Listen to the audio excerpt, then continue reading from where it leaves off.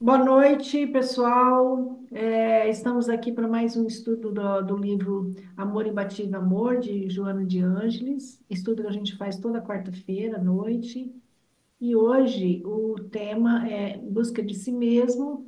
E quem vai conduzir hoje é a Olga, nossa parceira, amiga, né, da psicóloga da BRAP. Ok? Com você, Olga. Boa noite. É, Estamos aqui no estudo do livro Amor Imbatível Amor, psicografia de Divaldo Franco, pelo Espírito Joana de Ângeles, na ABRAP Mato Grosso do Sul, falando de Campo Grande, Mato Grosso do Sul. Esse estudo me lembrou a música do Milton Nascimento, Caçador de Mim. E ele diz assim: por tanto amor, por tanta emoção, a vida me fez assim. Doce ou atroz, manso, feroz, eu, caçador de mim. É uma música da época da minha formatura, e foi muito gostoso fazer esse estudo ao som dessa música. Queria compartilhar esse momento aqui com vocês. E Joana de Ângeles começa falando exatamente na busca de si mesmo, que o amor desempenha um papel preponderante na construção de um ser saudável. Ela não diz assim, de um ser, ela diz de um ser saudável. Um ser que tem saúde no seu todo, né? E sem o que? A predominância dos instintos, ou seja, sem o amor, haveria predominância de uns instintos, mantendo esse ser no primarismo, na generalidade das expressões orgânicas, sem o maior controle do comportamento. Então, Joana aqui coloca que o adoecimento do ser está na predominância dos instintos, no primarismo, na expressão orgânica, naquela coisa de apenas viver para aquilo que é material. E aí ela complementa: crescendo ao lado da razão, o sentimento de amor é o grande estimulador para o progresso ético, social e espiritual da criatura, sem cuja presença se manteria nas necessidades primárias, sem maior significado psicológico. E quando ela explica, né, sobre o amor e o crescimento desse amor ao lado da razão, eu me lembrei das duas asas, né, que Emmanuel responde a uma pergunta, né, a questão 204, da importância da sabedoria da compreensão, do entendimento, né? E aí ele responde: o sentimento e a sabedoria são as duas asas com que a alma se elevará para a perfeição infinita. E aí Jona prossegue, né? Dizendo que o amor inato no relacionamento mãe e filho, como decorrência desse último, né, do filho ser uma forma de apêndice da primeira, surge no pai através do instinto de proteção à sua fragilidade e dependência, que irá se desenvolvendo mediante a carga de emoção de que se faz acompanhar. Então, aqui Joana nos coloca que o amor se desenvolve no convívio familiar. Nós temos o amor como sentimento inato mas o desenvolvimento dele se dá no convívio. Roberto Crema falava assim que a gente cresce no encontro, né? E esse crescer não é crescer exteriormente, né? É crescer no todo, né? A gente cresce no encontro com o outro, né? No convívio.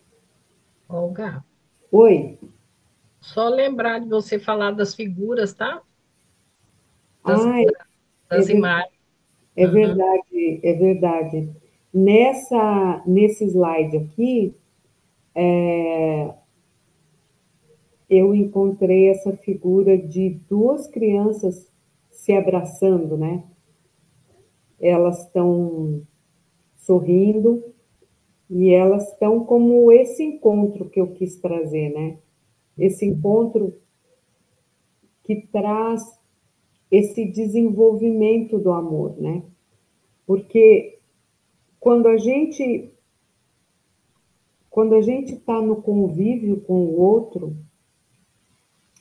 é quando o nosso amor verdadeiro é colocado à prova, porque é no encontro que a gente também tem o conflito, que a gente também olha para as diferenças, que a gente se exterioriza no que é a nossa luz e o que é a nossa sombra, no que é aquilo que a gente já conseguiu desenvolver como pessoa, as compreensões, a compreensão da dor do outro, a compreensão dos limites, e é ali que a gente, às vezes, se para, fica estagnado, ou entra no conflito, ou consegue integrar aquela relação na diferença que ela se apresenta.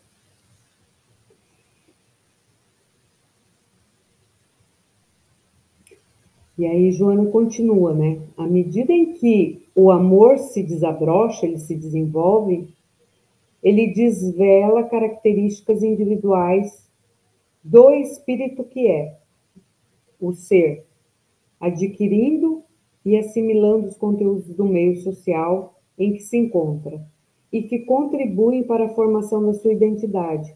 Então, o amor, ele ou a falta dele, revela as características do espírito. Nós, como espírito, nos revelamos enquanto amor ou enquanto falta desse amor, né? E aí eu trouxe aí a figura da flor de lótus, que ela, mesmo nos ambientes mais de águas mais paradas e sujas, ela nasce de uma forma esplendorosa, né? Ela nasce com todo o seu colorido, com toda a sua força, com todo o seu esplendor natural, emergindo mesmo nos pântanos mais lodosos, né? Então, assim é o amor, né? Nós não desenvolvemos amor apenas quando nos tornamos espírito puro. O desenvolvimento do amor, ele ocorre na presença de todas as nossas falhas de caráter moral, do que for. Existe amor em desenvolvimento em todos os seres, mesmo nos primitivos.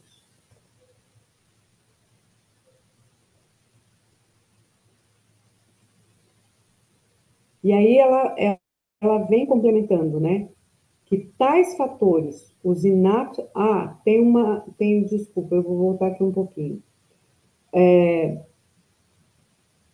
O amor, ele se desenvolve, se desvela e mostra as características do espírito, ao mesmo tempo que ele vai assimilando os conteúdos do meio social. O espírito vai assimilando os conteúdos do meio social, ao mesmo tempo em que o amor vai desabrochando no espírito. E tanto um quanto o outro contribuem para a formação da identidade desse espírito. E aí ela complementa que tais fatores, os inatos e sociais, estão presentes na hereditariedade. Eles são impressos pelos valores adquiridos em outras existências, os quais se encarregam de modelar o ser e decorrem da convivência do meio em que se está colocado no processo de evolução. Então, o amor, ele é hereditário. Os valores adquiridos em outras existências, uma vez eu assisti uma aula, acho que eu já referi aqui isso, eu assisti uma aula com o Gleidson Omido e ele estudou, ele fez um estudo muito amplo sobre o perispírito. Ele diz assim, o nosso perispírito é, vamos dizer assim, o corpo que traz a hereditariedade das nossas vivências, que traz para a matéria, que faz a interface para a matéria, para o corpo físico da nossa hereditariedade existencial. Se vocês tiverem alguma dúvida, assim, alguma coisa que não ficou claro, ou alguma contribuição, fiquem à vontade.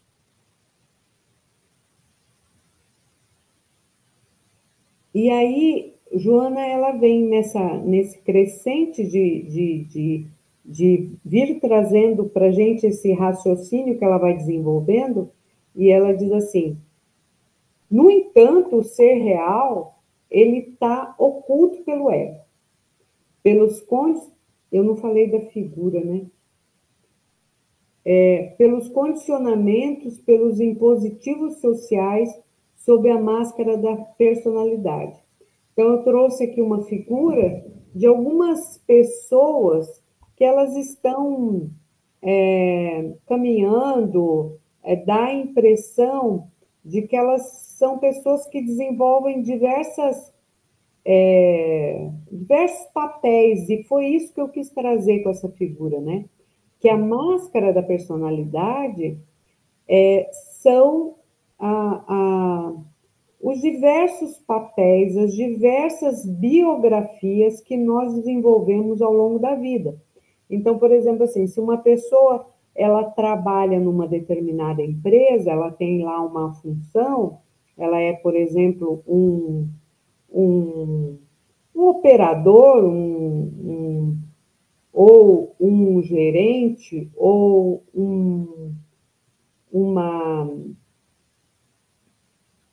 uma gestora, ela traz a biografia desse papel que ela desenvolve, dessa função que ela desenvolve como gestora. É uma personalidade, é uma persona.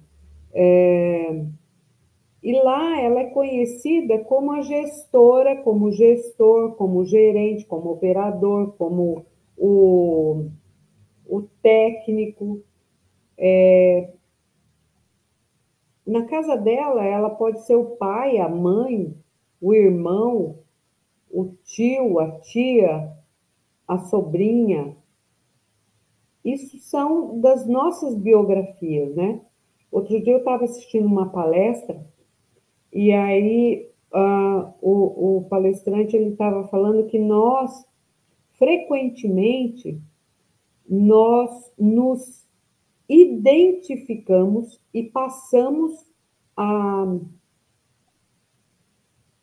a incorporar uma identidade como se aquela identidade nos fosse um vaticínio, né?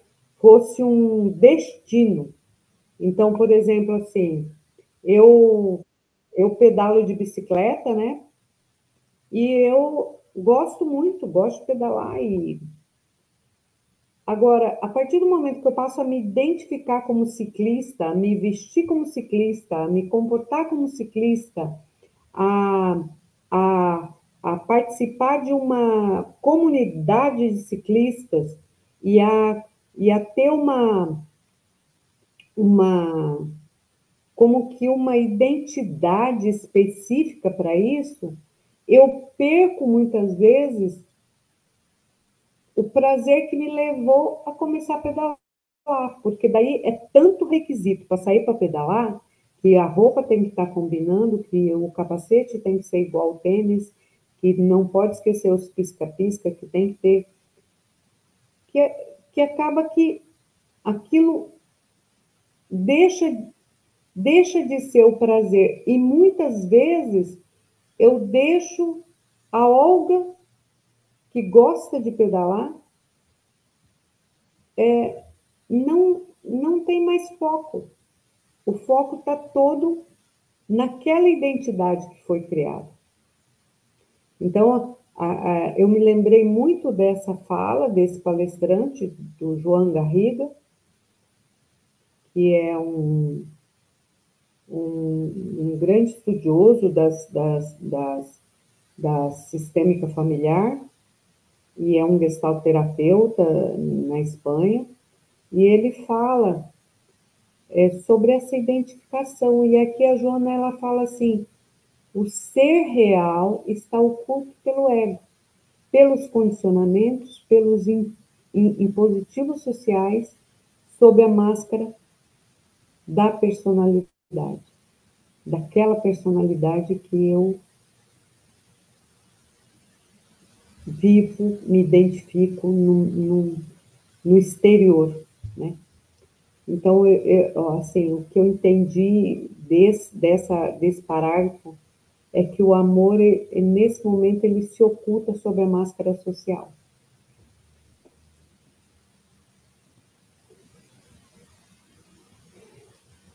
E aí ela continua que a aquisição ou despertamento do si, diante dessas considerações que ela fez anteriormente sobre o quanto a gente se oculta pelos impositivos, pelas imposições sociais, pela máscaras que a gente assume, que é o despertamento do si, é o grande desafio da existência humana, tornando-se condição de relevância no comportamento do ser e nos enfrentamentos que ele deverá desenvolver. Ou seja, para os enfrentamentos que nós temos que desenvolver diante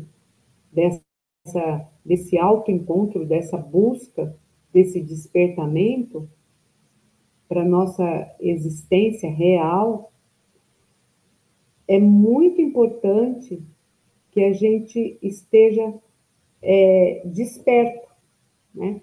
Que a gente esteja atento.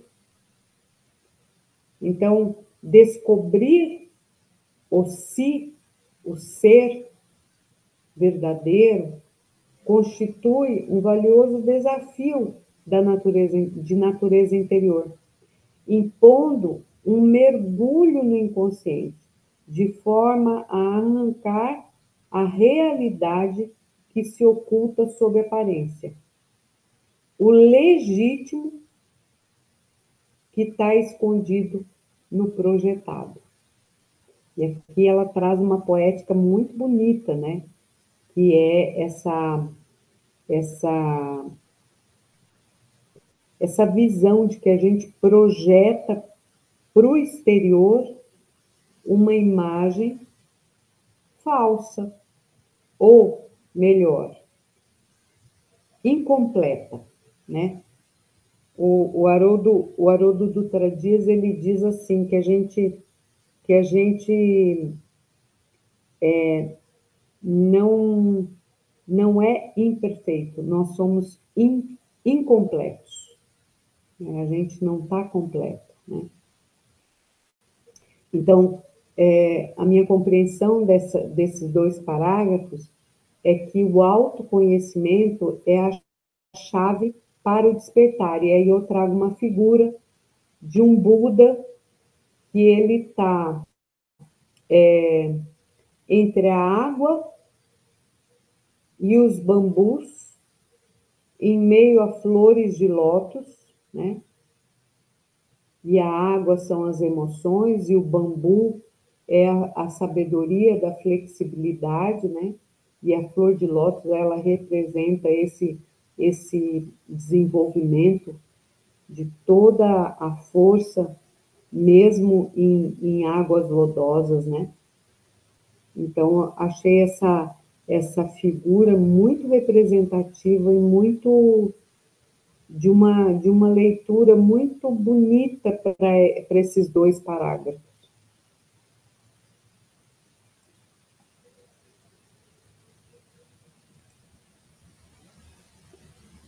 E aí Joana prossegue falando, desenvolvendo esse raciocínio do autoconhecimento.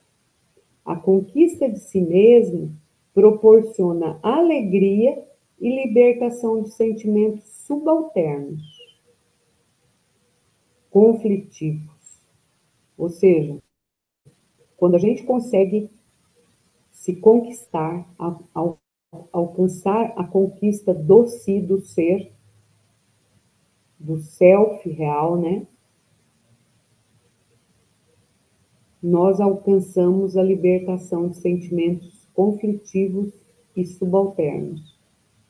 E sempre vem acompanhada da individualidade, quando se tem coragem de expressar sentimentos de valor. Ou seja, a gente consegue ter segurança em si e expressar sem agressão, mas também sem temor de desagradar.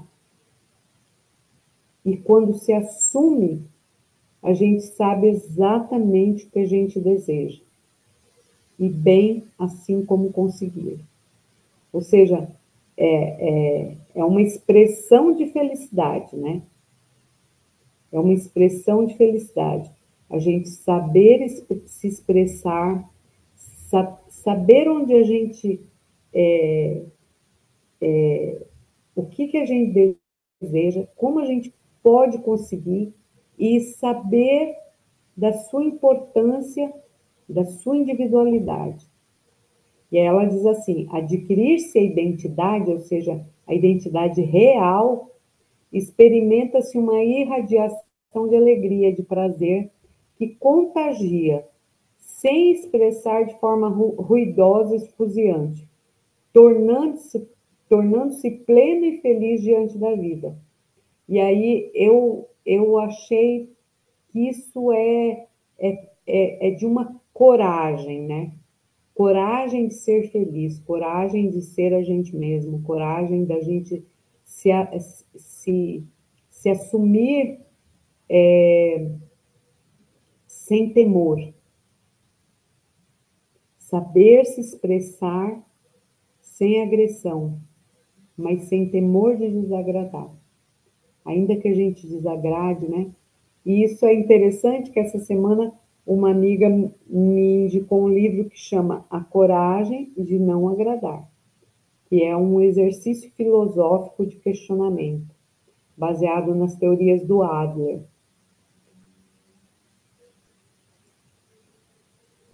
Na conquista de si A mesmo, Regina está querendo falar. oi, eu não consigo ver vocês. Pode Ah, tá. interromper. Naquela anterior ali.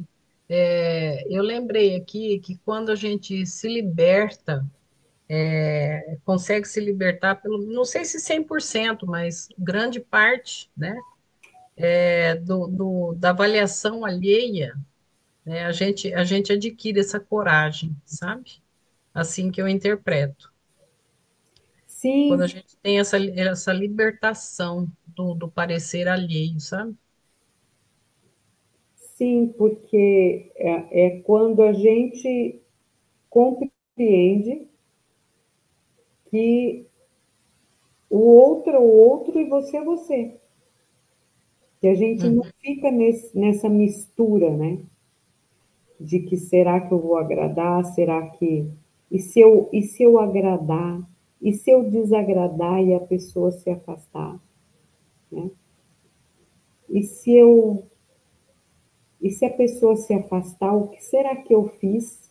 Né? Porque às vezes assim, a pessoa se afasta por motivos quaisquer e a gente fica se questionando: o que será que eu fiz? Uhum. Então, a figura que traz aqui nesse slide é uma pessoa que ela está num campo e ela está um campo bem amplo,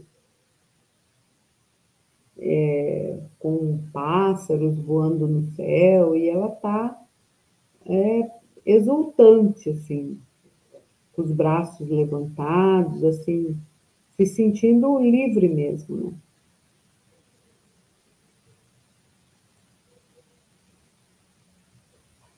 Na conquista de si mesmo surge um magnetismo que se exterioriza produzindo empatia e proporcionando sensação de completude, resultado do amadurecimento psicológico e do controle das emoções que fluem com harmonia. Essa conquista independe do poder, que normalmente corrompe e deixa o indivíduo vazio quando a sós, nos momentos em que seu prestígio não tem valor para submeter alguém ou para impor subserviência que agrada ao ego, tombando no desânimo ou da revolta, ou fazendo-se violento. Aqui, Joana, ela traz, assim, que o amadurecimento psicológico traz uma, uma completude, né? As emoções, elas fluem harmonicamente. Elas, porque assim, a gente não consegue não viver uma emoção. A gente não consegue, vamos dizer assim, fazer com que uma emoção não nos chegue, porque a emoção ela é corporal. Acho que a gente já estudou isso aqui em diversas lições. Aqui a gente já estudou isso sobre as emoções. As emoções elas ocorrem no corpo, elas são fisiológicas. O que a gente consegue trabalhar é o comportamento e os pensamentos decorrentes delas. Então, assim, esse fluir em harmonia das emoções é exatamente isso. É aquela assim, aquela compreensão que eu tenho. Eu estou sentindo raiva. Ok, por que eu estou com raiva? Ou que raiva? De onde vem essa raiva? Ou o que eu faço com ela? Então, esse fluir em harmonia é porque eu já consegui uma completude interna que me favorece a compreensão das minhas emoções. E essa conquista não é o poder externo, né? Que submete as outras pessoas, que impõe a, a obediência. Ela fala aqui de subserviência que agrada ao ego, mas uma, é um poder legítimo, é um poder interno, né? E quando ela está baseada só no poder exterior, ela nos leva ao vazio. Ela quando a gente está a sós, a gente cai no desânimo, na revolta, ou a gente fica violento. Ou seja, aquela emoção nos leva a comportamento de violência. A figura que eu trouxe nesse slide é de duas pessoas que estão numa escadaria e uma parece bem jovem, outra parece bastante madura, e estão se cumprimentando assim, com com aquele cumprimento que normalmente os jovens de bater a mão palma com palma, como que num encontro, de novo encontro, né?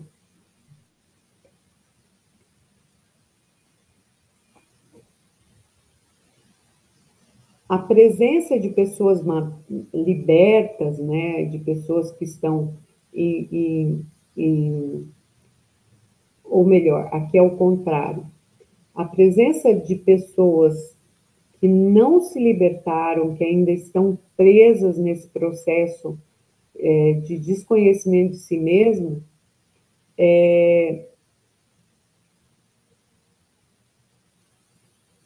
não, não proporciona nas outras pessoas uma sensação de mal-estar, desagrado, enquanto que a presença de pessoas que estão libertas, se autoconhecem, causa prazer nas demais pessoas. E ela completa: o quanto é agradável estar-se ao lado de alguém jovial, feliz e planificado, o que é oposto quando se convive com alguém pessimista, queixoso ou inseguro. Então, eu acho assim, dá para a gente ficar pensando assim: eu sou uma pessoa que sou normalmente pessimista, queixosa ou insegura? Ou eu sou uma pessoa jovial, feliz e planificada? Né? Acho que dá para a gente fazer um autodiagnóstico aí quando Joana explica isso, né? A minha presença, ela causa prazer nas demais pessoas, é um prazer genuíno, legítimo, aquela sensação boa, ou a minha presença causa sensações estranhas de mal-estar e desagrado nas outras pessoas. Então, aqui, Joana, em todas as suas páginas, ela oferece para a gente um roteiro para a gente se autoavaliar também. A gente não precisa de muita, de muita, de muito esforço, né? Para a gente olhar para a gente mesmo e fazer uma autoavaliação. Eu mesma, durante o estudo, eu fiquei me autoavaliando. E aqui eu trago uma figura de um homem que ele parece um professor, mas ele pode ser um contador de histórias, ele pode ser um pai, ele pode ser um tio, mas ele está contando história para algumas crianças. E as crianças estão levantando a mão, e ele tá assim, a impressão que dá é que ele está orientando as crianças, e para mim essa figura ela traz uma sensação de jovialidade e de bem-estar.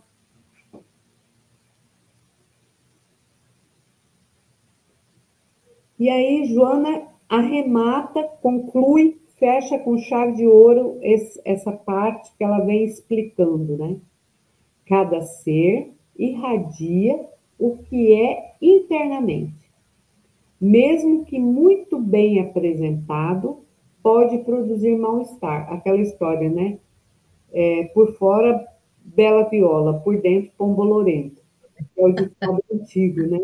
Ou quando despido de atavios e exterioridades, é suscetível de provocar agradáveis sensações.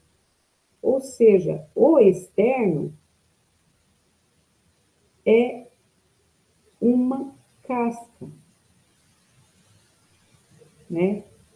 Porque a irradiação real, verdadeira, vem do interno. Eu sempre, de vez em quando, eu gosto de pensar que como é que deve ser, eu devo saber disso de encarnações, de erraticidades antigas, né? Mas eu gosto de pensar assim, se eu estivesse desencarnada nesse momento, o que é que eu estaria irradiando para, o que é que eu estaria exteriorizando, o que é que os outros espíritos estariam vendo de mim?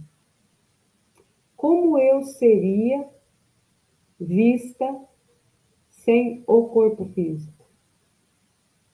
Olga, mas aí nesse capítulo, nessa frase, ela diz isso que é uma verdade, né? A pessoa ela pode tentar exteriorizar algo assim perfeito, e tal, mas quando ela não é, as pessoas percebem isso, a gente sente, né? Tem gente que é chata, que é Sim, pesada, que a gente não dá conta da presença dela, né? sim, E outras pessoas são extremamente simples, tal, que não tentam mostrar nada e é gostoso estar do lado da pessoa, né? Então, acho que é isso que ela está dizendo. Mesmo que você se imbua de uma personalidade, de uma tentativa de maquiar, quem convive com a pessoa vai sentir ou esse bem-estar ou esse mal-estar que tem a ver com o que ela tem dentro, né? é. E assim, com quem a gente se afiniza também, né, Maria? Porque às vezes, assim, se a gente está se afinizando com pessoas que causam mal-estar nos outros, é porque de alguma maneira a gente Também. ter aquele tipo de energia, né? É. E aqui eu trouxe uma figura, né, de uma silhueta de um corpo humano dentro de um círculo que representa a flor de lótus, né? Irradiando energia para todos os lados, né? Irradiando luz, né, para todos os lados, para dar essa dimensão, né, dessa frase que Joana traz. Cada ser irradia o que é internamente. Né? Mais uma, mais uma, um ponto aí de autoavaliação para gente, né? Uai, agora sim. A busca de si mesmo nada tem a ver com sucesso exterior. Aqui ela diz com clareza que pode ser adquirido superficialmente, sem fazer-se acompanhar do interno. Ou seja, é possível alcançar sucesso exterior sem que a gente alcance o desenvolvimento interno. E o desenvolvimento interno, é mais importante, porque ele define os rumos existenciais, prolongando os objetivos da vida. No livro do Viktor Frankl, ele diz assim, que quando se tem um propósito, é possível sobreviver a quase qualquer sofrimento. Viktor Frankl, ele é criador da logoterapia, da terapia existencial, e ele foi jovem, ele é médico, ele era médico, e ele foi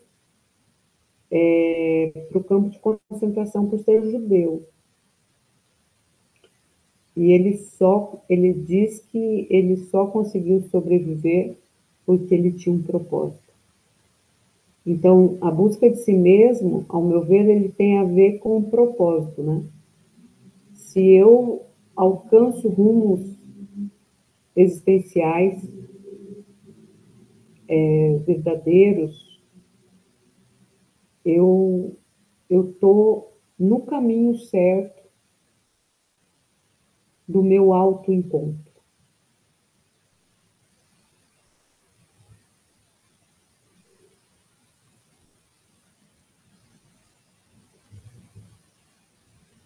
E Joana, nessa metodologia circular que ela tem de explicar e colocar os pontos para a gente pensar e reflexionar, ela volta à questão do sucesso exterior. Ela diz assim: quando se busca o sucesso, o preço a pagar é muito alto, particularmente pelo que se tem de asfixiar em sentimentos internos. Então, muitas vezes, a gente paga preços muito altos para alcançar o sucesso externo, asfixiando sentimentos, valores, propósitos, a fim de alcançar a meta exterior. Enquanto que na busca da própria realidade, a gente nada se sacrifica. Antes se desenvolve o senso de beleza, de harmonia, de interiorização, sem qualquer alienação. Ou seja, a busca interior da própria realidade desenvolve em nós o senso de beleza, de harmonia, de interiorização, sem alienação. O que é alienar, né? É quando a gente perde o, a, o sentido de realidade. Então, quando a gente encontra a própria realidade, a gente encontra o sentido da realidade, do que é real. Essa viagem interior, ela deve ser consciente, observada, reflexionada. Engraçado que aqui Joana traz justamente assim, o que é a função da presença, né? A consciência, a observação, a reflexão e a descoberta de conteúdos emocionais. Quando a gente está presente, quando a gente está inteiro em algo, a gente está consciente, a gente está observando, a gente está refletindo e está descobrindo. E aí ela traz essa ideia da presença, do presente, para os aspectos emocionais e espirituais, que estão soterrados no inconsciente profundo, portanto, estão adormecidos no espírito. E aí eu trago assim essa figura de uma pessoa que está mergulhando numa água, e essa água ela é tão transparente que dá para ver o mergulho do corpo para nível profundo, os reflexos do exterior, das árvores, do céu, na própria água e no fundo da água, e o reflexo da pessoa que mergulha. E, ao mesmo tempo, o corpo fora da água e o corpo dentro da água. Linda Também é essa imagem, nossa, uma figura maravilhosa. belíssima, é verdade. Parabéns ao criador, né? Não vi crédito dessa figura na Muito internet. lindo. A conquista de si leva à autolibertação. Para mim, esse foi o resumo desse parágrafo, né? Então, assim, ela vem explicando. Confunde-se muito a conquista de si mesmo, tendo-se a falsa ideia de que ela surge após conseguir-se o poder. Ela volta na mesma questão anterior, que para a gente chegar ao sucesso, à vitória exterior, a gente, somente após chegar ao sucesso exterior, que a gente consegue a conquista de si mesmo. Ela está dizendo assim, não é uma falsa ideia. Conseguir-se o poder, o sucesso e a vitória sobre a massa, ou seja, uma individualização externa. E ela diz, todas essas realizações são exteriores, enquanto que a autoidentificação tem a ver com a autolibertação, que no caso é o desapego das coisas, o que não quer significar que seja o abandono delas, ou seja, ela está dizendo desapego, o contrário de desapego não é abandono. Melhor, o significado de desapego não é abandono, o contrário de apego não é abandono. O contrário de apego é o uso sem a dependência e a valorização sem a escravização às coisas.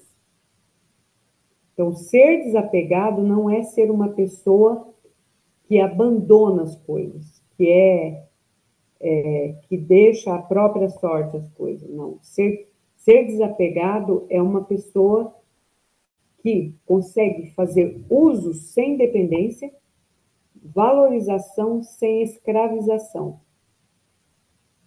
As pessoas que, embora amadas, não se tornam codependentes dos caprichos internos impostos, ou seja, é que ela dá um direcionamento bastante importante para nós, né? Que amor não é codependência. Amor não é submissão aos caprichos impostos. Amor não é uma subserviência a outra pessoa. O que faz com que, quando a gente se coloca submerso a ambições perturbadoras, a gente fica com mais gana de poder, com mais ambição e mais inquietação. E por que isso, né? Porque o apego dá inquietação. O apego excessivo, ele dá angústia, aflição, porque sempre há a possibilidade de que aquela coisa ou aquele apego possa acabar. E quando acabar? O que vai acontecer? Então, dá muita aflição.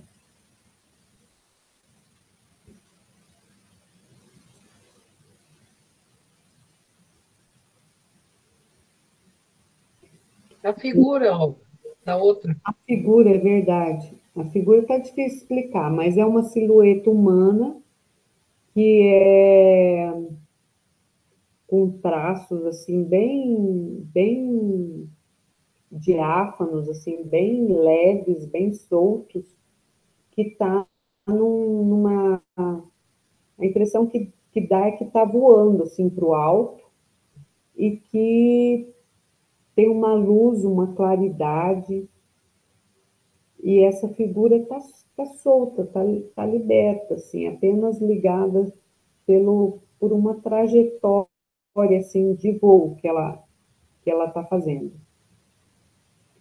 Como que, na verdade, assim, que eu quis dar trouxe essa figura aqui, como que o processo de autoconquista é uma libertação mesmo. E Joana coloca muito essa frase esse prefixo autoliberação, autoconquista. E eu achei muito interessante que é uma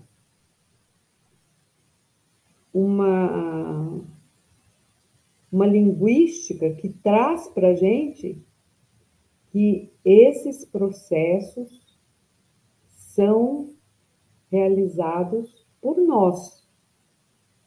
Não é ninguém que vai me libertar, não é ninguém que vai me dar a conquista de mim. Sou eu que vou para esse encontro comigo, sou eu que vou num processo de libertação própria, né? E aí me lembrou muito uma frase de um médico psiquiatra, que ele fala que a maioria das pessoas, elas não querem a cura, elas querem ser curadas. Elas querem que alguém as cure, e não elas participarem ativamente desse processo de cura. E aí Joana prossegue, explicando que valores, quando eu encontro esse processo de autolibertação, valores antes não conhecidos passam a habitar a mente e a preencher as lacunas do sentimento, desenvolvendo aptidões ignoradas e trabalhando as emoções que não foram vivenciadas. E aí, para exemplificar esse parágrafo, eu trouxe uma figura de um homem que ele está parado diante de vários espelhos que vão aprofundando ao infinito, e ele está com uma peça de quebra-cabeça que ele vai compor nesse quadro, que parecem espelhos que vão refletindo a própria figura dele ao longo, né? Ao longo desse infinito, né? Então, como o Joana explica aqui, valores antes não conhecidos passam a habitar nossa mente, e à medida em que eles habitam a nossa mente, nós passamos a nos ocupar deles, né? Porque a gente só se ocupa daquilo que a nossa mente nos traz.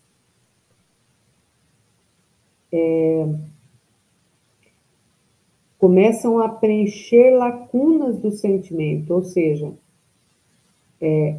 a partir desse momento, nesse processo de razão, eu começar a sentir diferente, a desenvolver aptidões que eu não conhecia e a trabalhar emoções que eu não cheguei a vivenciar.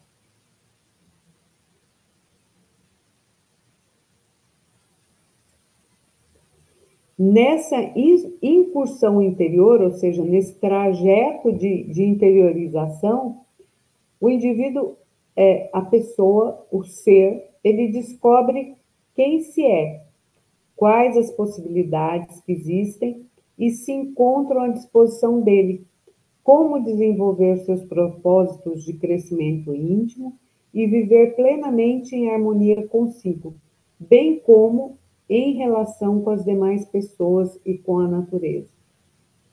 Primeiro, eu consigo um processo de harmonia comigo mesmo, para eu desenvolver isso com as demais pessoas e com a natureza. Então, esse autoencontro me proporciona uma relação, uma melhor relação comigo, com as demais pessoas e com a natureza. Me lembrou muito a questão de que todas as vezes que eu me relaciono, que eu estou numa relação e eu estou procurando o meu processo evolutivo, eu estou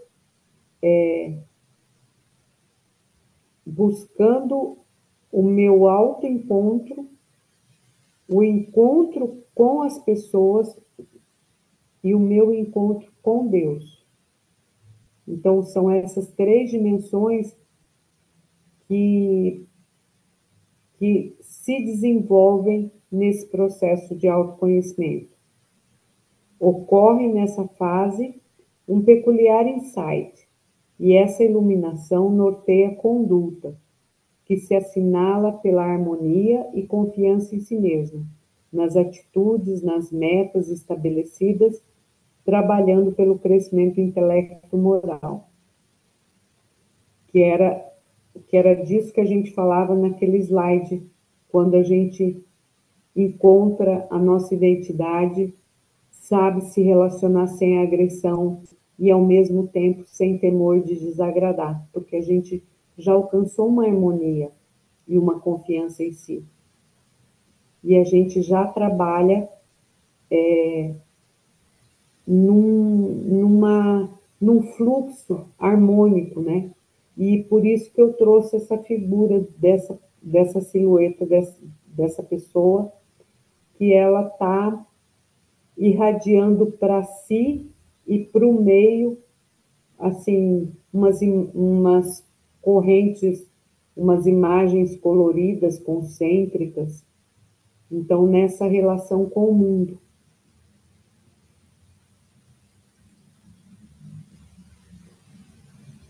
A busca da identidade proporciona a superação da massificação, ou seja, a superação, a individuação, e ao mesmo tempo em que faculta o descobrimento da realidade espiritual que se é, em detrimento da transitoriedade carnal que se encontra. É a compreensão de que eu sou um ser espiritual, de que nós somos um ser espiritual e que nós estamos na transitoriedade carnal. A vitória sobre o medo da doença, do infortúnio, da morte, produz autossegurança para todos, de enfrentamentos e ampliação do futuro, que agora não mais se apresenta no limite da sepultura, do desconhecido, do aniquilamento, do desdobramento de metas incomensuráveis, que se ampliam fascinantes e arrebatadoras sempre que esteja vencida a anterior. Ou seja, eu não sou mais um ser estanque, eu sou um ser infinito. Infinito imortal, na verdade, né? Então, o autoconhecimento, ele é um encontro com a identidade espiritual e com a imortalidade. Porque a gente se dá conta que a morte não existe. A morte é do corpo físico. Que nós não vamos até a sepultura só, né? Que nós temos metas que são incomensuráveis e por isso a gente pode prosseguir, sempre.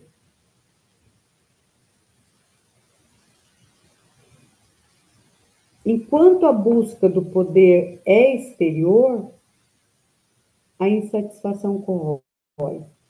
O ser vitimado pela ambição fragilizadora, principalmente por causa da presença inevitável e dominadora da morte, que se espreita e a tudo devora, ameaçando as construções mais vigorosas da transitoriedade física. Então, quando a gente está na busca do poder exterior, a gente está no apego, a gente está na aflição, na angústia, porque a gente só está vendo o que é material, o que é físico. E, sem dúvida, a morte é um fantasma presente nas cogitações dos planos de breve ou de longo curso, porque está sempre no inconsciente humano, mesmo quando ausente na realidade objetiva. Então, Joana diz assim: a autoconquista da identidade é também vitória da vida imperecível, da realidade que se é, na investidura transitória que se transita. Então, a autoconquista, a autolibertação, o autoencontro é a vitória da vida espiritual, da vida verdadeira que nós somos, na realidade que a gente se encontra. Que nós somos seres humanos, seres espirituais, numa experiência humana. Nós somos seres espirituais numa experiência carnal. Nós somos seres imortais numa experiência transitória. Eu achei, assim, até poético isso que ela fala, né? A autoconquista da identidade é também a vitória da vida imperecível, da realidade que se é, né? Na investidura transitória em que se transita. A ansiedade, por isso, cede lugar à harmonia. A hostilidade natural é substituída pela cordialidade. A insegurança abre espaço para a confiança. E o mundo não se apresenta, e o mundo se apresenta não agressivo, não punitivo, não castrador, porquanto aquele que é livre interiormente não tem obstáculo pela frente por haver se vencido. Dessa forma, tornando todo o combate factível e credor de enfrentamento. Ou seja, não existe combate que não poderá ser enfrentado. Por quê? Porque a gente sabe que nós somos imortais, que nós estamos numa realidade espiritual, vivendo uma existência carnal, física, material. Então, tudo é realmente transitório. Então, o autoconhecimento nos liberta da morte e nos apresenta a realidade que nós somos. Espíritos jornadeiros, né, como alguns autores costumam dizer. Cada qual deve buscar, através de reflexões tranquilas e interiorização consciente, perguntando-se quem e quais objetivos que se encontram à frente e como alcançá-los, investindo alguns momentos diários a exercício de pacificação e manutenção de pensamentos edificantes, sejam quais forem as circunstâncias. Aqui Joana traz realmente o remédio, a cura, o caminho, a fórmula mágica, o pulo do gato, né? Cada qual deve buscar-se através de reflexões tranquilas e interiorização consciente, perguntando-se quem e quais objetivos que se encontram à frente e como alcançá-los, investindo alguns momentos diários a exercícios de pacificação e manutenção de pensamentos edificantes. Pacificação interna, manutenção de pensamentos edificantes, pensamentos que constroem em qualquer circunstância. Ela não está falando assim, só quando você estiver feliz. Ela está dizendo, em qualquer circunstância. O autoencontro dá-se após esse labor e naturalmente planificador, saudável e rico de harmonia.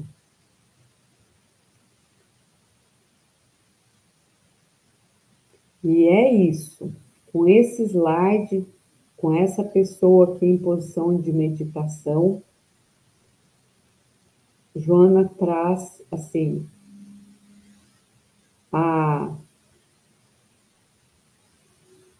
o caminho, né? E o resultado do que é a busca de si. Ela apresenta para a gente qual é a busca real, qual é a busca falsa.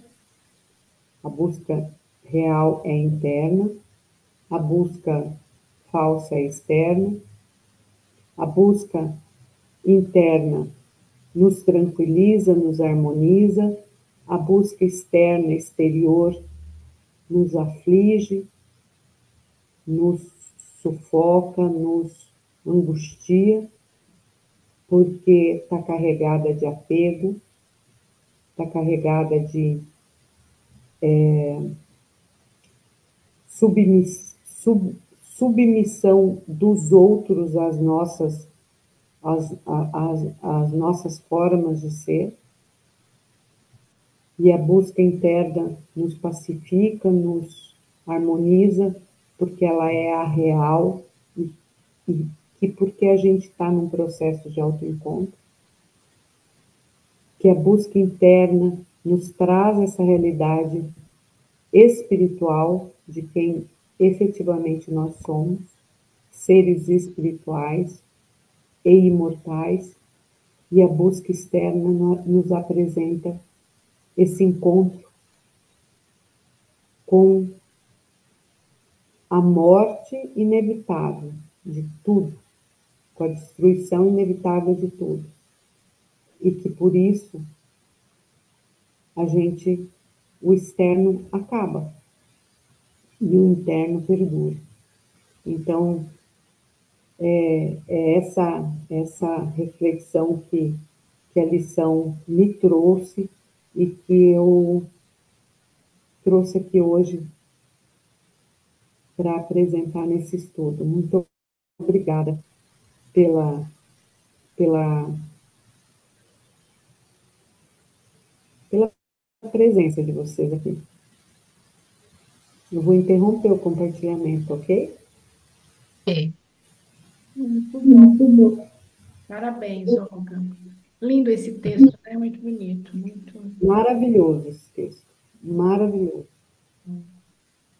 Acho que a gente nem tem muito o que comentar, porque ele é tão alto, tão pronto, né? Assim, só a Então, leitura dele.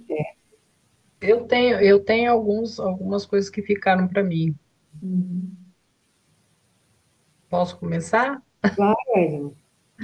Olha, eu achei maravilhosa aquela figura da flor de lótus, tá? Que exemplo lindo a flor de lótus nos dá, a natureza nos dá. Porque tem uma linha de pensamento de que o ambiente ele nos contamina. Não para todo mundo, para flor de lótus não, né? Ela nasce, floresce, linda, maravilhosa, colorida, como você mesmo comentou. Então, eu achei um exemplo maravilhoso, sabe?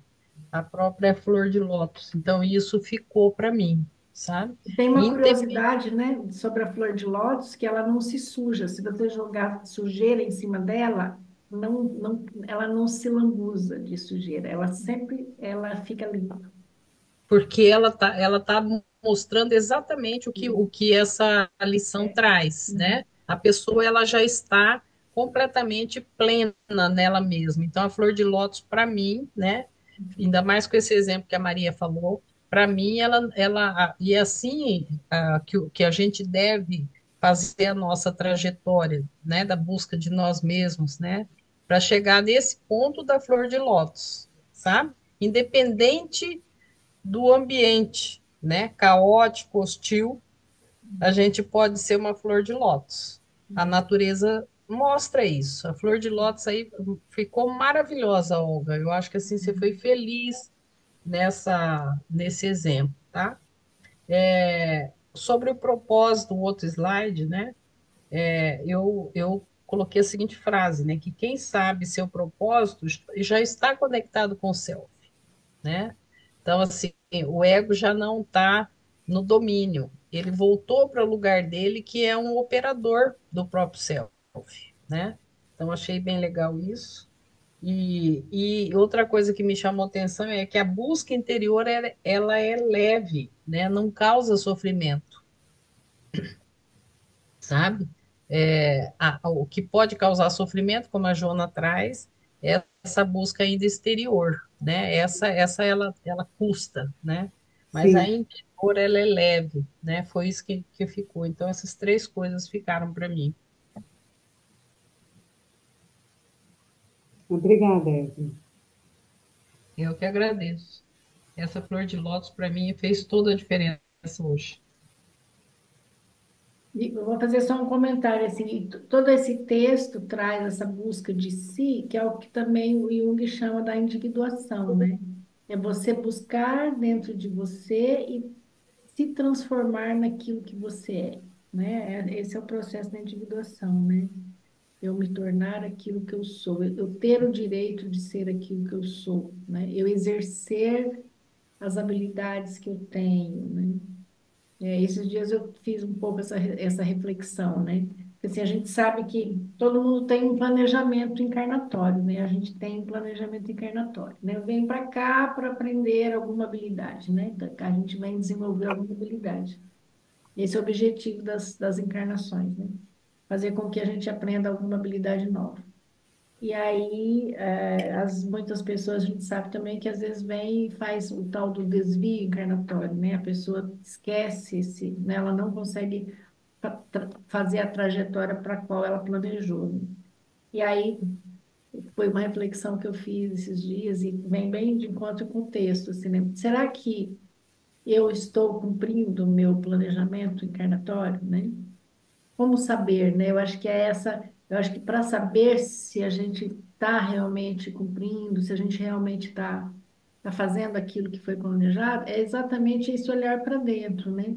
Aquilo que eu estou executando, aquilo que eu estou fazendo, o que eu estou vivendo, é algo que me traz felicidade, me traz esse prazer, né? Que ela fala também, né? Porque assim, eu imagino que quando você está fazendo aquilo a que você se propõe, ou aquilo a qual você tem habilidades, ou veio com energias para fazer aquilo, isso te dá prazer, te dá felicidade, né? Essa felicidade interna, não aquela felicidade lá fora, né? Que é o que ela fala, né? Esse prazer, esse é um poder sobre si mesmo, né? De você olhar para dentro e falar assim, nossa, eu tenho essa habilidade, nossa, como eu sou, né? Bacana, como tá o que eu estou fazendo me deixa feliz, né? E como eu consegui parabenizar-se a si mesma, nossa, como eu estou conseguindo fazer uma coisa bacana, né? Será que é isso, né? Então, a gente está dentro do nosso planejamento reencarnatório ou a gente está desviado, né? Fazendo algo que nos planejamos uma coisa e estamos fazendo outra totalmente diferente. Então, também é uma reflexão, né? Essa busca de si, né? Que ela faz, né? Para a gente saber se estamos no rumo da individuação, se estamos, né, fazendo esse planejamento, executando esse planejamento realmente, né? Então, acho que o texto traz bastante essa reflexão, né, essa necessidade de refletir. E sempre, né? Porque a vida é um ato contínuo, não é assim, eu aprendi tal, tô ótimo, lindo, maravilhoso e não preciso aprender mais nada. Não, né? É um ato contínuo, eu tenho que estar sempre em busca, né? Como a cebola, né? Descasca a primeira casca, depois a gente vai para outra, né? Uma de cada vez, né? Mas sempre indo em busca desse self, né? Desse interno. Acho que falei demais, né? Não. Não. Murilo, Não, Murilo, eu gostei do tempero, Olga, porque o tempero ele veio com algumas frases de impacto, né? E essas frases que ficaram reverberando junto, logicamente com o que Joana traz, mas a gente cresce no encontro. Então, o que fica para mim, se eu não me permitir me encontrar, como vou crescer? Como vamos crescer, né? Uhum. Dá. A questão da libertação, né? O quanto você libertar a sua ação traz a questão dos condicionamentos atavíticos de outras encarnações e desta mesma. Quanto à libertação, né, de sentimentos de subalternos e conflitivos, né? Ou seja, o quanto existe de conflito dentro da gente que a gente não sabe que está guiando nossos comportamentos, Sim, né? E a questão da máscara social, o quanto a gente está preso a essas máscaras sociais, esses impositivos sociais, né? E a importância daquela dualidade, né? Porque quando a gente se olha para a identidade, muitas vezes a gente se acha que quer o bem só para si. E aí a gente entra naquela luta entre o bem e o mal, entre o que é o bem e o que é o mal. Ou seja, se for o bem só para mim, é egoísmo. E aí eu vejo que Joana trata disso. Não, não é egoísmo. Se trata de você criar sua identidade e não ser com o outro aquilo que você não gostaria que fizesse com você mesmo, né? E aí ela volta para Cristo de uma forma muito suave ali, sendo ela mesma. Muito legal. Isso ficou para mim. Legal, Murilo. Obrigada. Também fiquei pensando sobre essas coisas que você falou agora.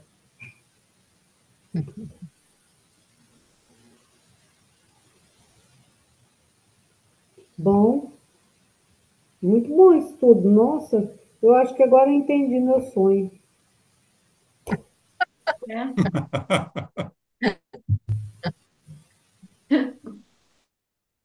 Foi. Vamos lá. Depois a Ah, gente continua. Então, maravilhoso. O sonho é uma bela ferramenta do olhar de como olhar para si, né? Tanto é que Hum. a gente trabalha na terapia essa questão do sonho, porque o sonho é o self, né? Trazendo realmente os conteúdos que a gente precisa trabalhar, né? Então, é uma ferramenta maravilhosa. Quem consegue prestar atenção nos sonhos, começa a prestar atenção em si também, fazer o autoconhecimento. Muito bom. Muito bom, meninos. Alguém mais quer falar? Eu acho que está Obrigado. ótimo, né? Como você falou, Parabéns. o próprio conteúdo, né, e as explicações que a Olga entendeu, né, muito esclarece bastante. Não, não tem assim muita novidade. Para mim, a novidade foi a flor de lótus, tá? O símbolo da flor de lótus para mim, ele foi o símbolo desse tema, sabe? muito linda mesmo. Eu adorei também aquela imagem do Buda dormindo entre a água e os bambus, né? Uhum. E ali ele está entre o real e o interno, né? O externo e o interno, entre as emoções e o que o bambu representa, né? A flexibilidade. Flexibilidade.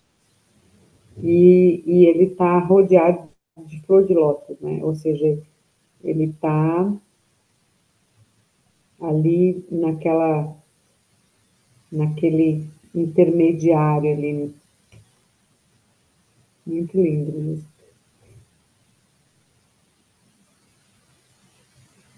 Tudo Isso bem, aí. meninas. Podemos encerrar. Sim, Gratidão a Podemos. todos, gratidão principalmente à Olga, que fez o trabalho, né, de apresentação e privilégio, né? É o privilégio. privilégio. Uhum. Como a gente aprende, né? Em cada aula que a gente prepara, a gente aprende muito. E na hora de apresentar, também. Tem Sim, sempre coisa Tem. nova, né? Tem vai, mais conteúdo. É, Muito bem. Então, vamos lá. Gratidão a todos que estão presentes, né? O pessoal que vai assistir depois. E damos por encerrada a aula de hoje, tá bom?